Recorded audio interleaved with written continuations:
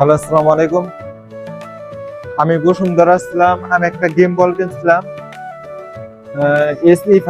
ঠিক আছে, গেম বলটা 2.5 মাস ব্যবহার করার পর পরে মোটামুটি একটা পর্যায়ে গেম বলটা ঘোরার সময় হঠাৎ করে নষ্ট হয়ে যায়। যার কারণে অনেক টেনশনে পড়ে গেছিলাম যে 2.5 মাস হলো না, 7,500 টাকা দামের একটি গেম বল নষ্ট হয়ে গেল। তো সেই কারণে আমি যে দোকান থেকে নিচ্ছি সেই দোকান শোরুমে আমরা দোকানদারের সাথে কথাবার্তা বলে তারা আমাদেরকে নিয়ে আসতে বলে।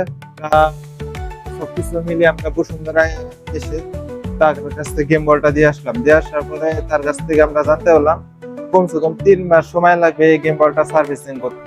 যদি কোনোদিন আমাদের ইস্যু থাকে তাহলে এটা ঠিক করবে না, যদি এটা গেম বলের মধ্যে থেকে কোনো ইস্যু থাকে তাহলে তারা অবশ্যই ঠিক করে দেবে।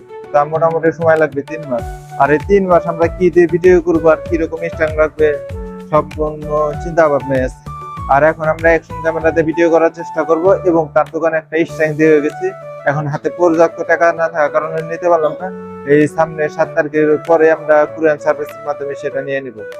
তো সকলের কাছে অনুরোধ থাকবে, ভিডিও দিতে যদি একটু দূরে হয় তার জন্য আমাদের কাছ থেকে আন্তরিক দুঃখিত ক্ষমা চাচ্ছি। সকলে ভালো থাকবে।